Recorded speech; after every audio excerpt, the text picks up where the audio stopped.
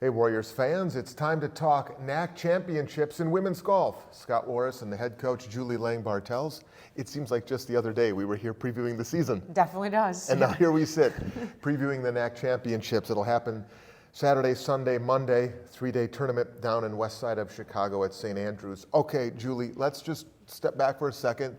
Catch us up on the season that's unfolded. We went into the year talking about the youth with 9 underclassmen, just a couple of seniors. How would you describe, categorize the way the season unfolded in totality?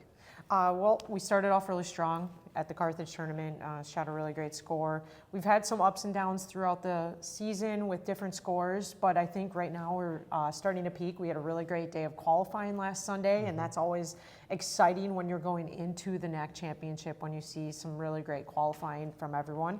Obviously, our seniors have led us really nicely throughout the year. Kaylee is our #1 golfer all season and has held true to that. Mm-hmm. What goes into the qualifying? How is that set up for folks who don't know? So just to determine, we can bring 6 people to the NACC tournament, and it will be play 6, count 4. And so just in order to determine my 6, obviously their scores throughout the season mattered, but also the people who are close and on the border. We played an 18-hole round at Washington County last Sunday, and just wanted to narrow down that 5-6 slot, and the girls played great. Weather was awesome, and it wasn't windy for the first time ever at Washington County.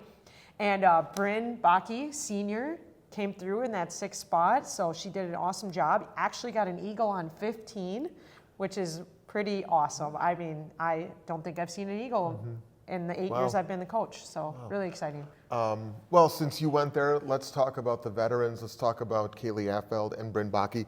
Your 2 seniors. You mentioned Bryn, and we talked a couple months ago, obviously, about she was maybe at her peak and just the improvements she's made from day 1 to now, and I guess it sounds like that's even more true now than it was 2 months ago when we talked. Definitely, and Bryn's worked really hard throughout her 4 years, and it's really started to show. It's just proven on Sunday for that she'll be able to be in our 6th spot this weekend. Kaylee Affeld, you said you wanted to see if she can grow as a leader. She's a quiet person maybe by nature. Have you seen some of those glimpses of leadership over the last few months? Yes, her and Bryn, they definitely have hosted different events for the girls, just in the golf center at nights and just different things that they're getting together on their own, so that's great. And then Kaylee's always leading by example. You know, she's out there hitting extra balls and just a great example for us when we're in practice. When we talked about Kaylee, where she wanted to get better, and you said it was try to avoid that one bad hole, that triple on a hole that can kind of throw her off. How did she do? How has she done in that regard in trying to eliminate that one nasty hole, which plagues a lot of golfers, so you have to admit. Yeah, definitely. I mean, those happen for sure. I think just the focus on trying to make bogey or better. And I think I talked about this in our last meeting, just having the girls compete within each other too, with trying to hit greens in regulation +1. We do that a lot throughout our rounds, even matches. And that's helping her and others avoid those big holes. Okay, so you put out your lineup, as it were. What goes into the decision making from a head golf coach in terms of how do you set? Who are the 6 you pick? What's the order? I mean, I know the whole season performance goes into that. What other factors, variables are at play? Definitely it plays a factor, like who the girls are going to be playing with. They do know some of the other players, so in the league, in the conference, right. Yeah. I mean, we play with them in a lot of different tournaments. I mean, MSOE for sure has been with us. UW's played with us once or twice, and those are the 2 teams that we're playing with this weekend. And it plays a factor if someone's like, "Well, I really like playing with this girl." It's definitely advantageous to play them together. Are there, you don't have to name names, but are there certain matchups that you try to avoid? Okay, I know that golfer and that golfer for that team, probably not a good mixture, or you saw something at some tournament this year where it's not a good dynamic, so you try to avoid it? Yes and no. I mean, we do. If someone's adamant about it, I would. But sometimes it's actually good, like, to be in that group too. There's benefits of that, of just keeping tabs on other players throughout the round as well. How much, I'll use the term, how much recency bias is there in terms of, hey, she's had a couple of good weekends. Let's ride this wave a little bit. Yeah, definitely that plays a role. People peak at different times. It's just like the baseball playoffs, right? I mean, if you're peaking, you're probably going to advance further. Same with golf. I mean, people are definitely peaking more now than maybe they were August 20th. And so you definitely have to ride the wave. Okay. What's the message to the team in totality heading into this tournament, this conference championship? I think it's just one hole at a time. It's a very long event. You can't let one hole totally throw you off because there's 3 days of 18 holes in a row. One hole is not going to destroy your overall score. So you play, as is tradition, I guess, it's a few years now at least, right? At St. Andrews Golf. Second year, I think. Second year, okay. Second year, St. Andrews Golf and Country Club, West Chicago, Illinois. What is that course like? I know I asked you this last year, but I'll do it again. How would you describe the course? I think it's fairly open. I think it bodes well for scoring well. Okay. I know last year at conference we scored very well. Some of our best rounds of the year were in the conference championship, and I'm certainly hoping to see that again this year.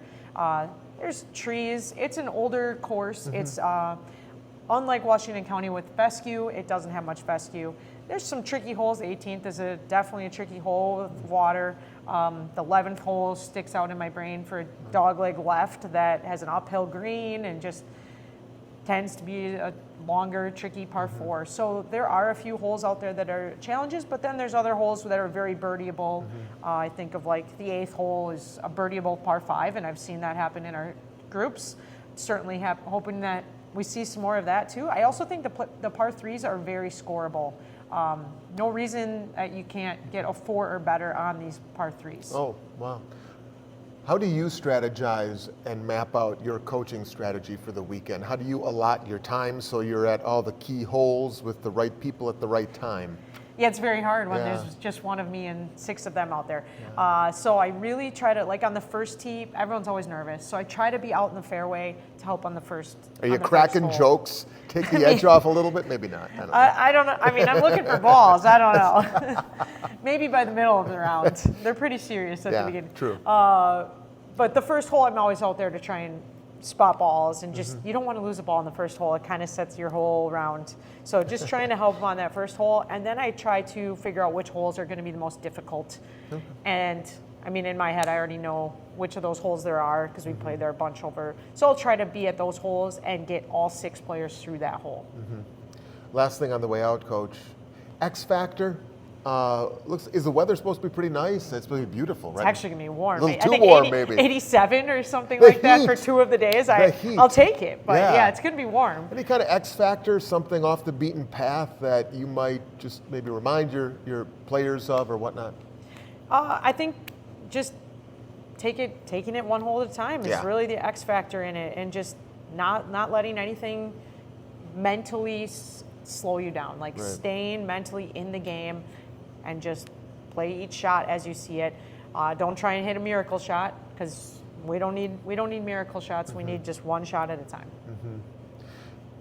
For the veterans who've played this course now a couple of seasons, for younger players maybe who aren't as familiar, do you address them differently in terms of maybe going through the championship thing for the first time or maybe just the second time? It's still a new experience? Yeah, well, I think everyone's played it except Bryn, so I'll probably go through it a little bit more with her. And Claire obviously hasn't done the championship, but she did play the preview. So she'll know the course. Today we'll definitely go through all the holes on the course in practice, just so that they can mentally prepare. I encourage them to go. A lot of times you can do overviews of the holes online. I encourage them to always go and watch the overviews of the holes, and just keeping calm heads. Yeah. I've never thought of that. Do a lot of courses offer like a drone footage on their website, and then you guys, coaches, can go and kind of They really get do. a sneak peek? A lot of coaches do, or a lot of courses do offer that. And you can find most anything online. So, True. So you can find a lot of it. Not you fly your own drone down. That'd probably be against the rules or something That like that. probably is. NACC Championships for women's golf, Saturday, Sunday, Monday at St. Andrews Golf and Country Club down in West Chicago, Illinois. Coach Julie Langebartels and the Warriors will be there. All the best. Thank you. Thank you. Thanks for watching.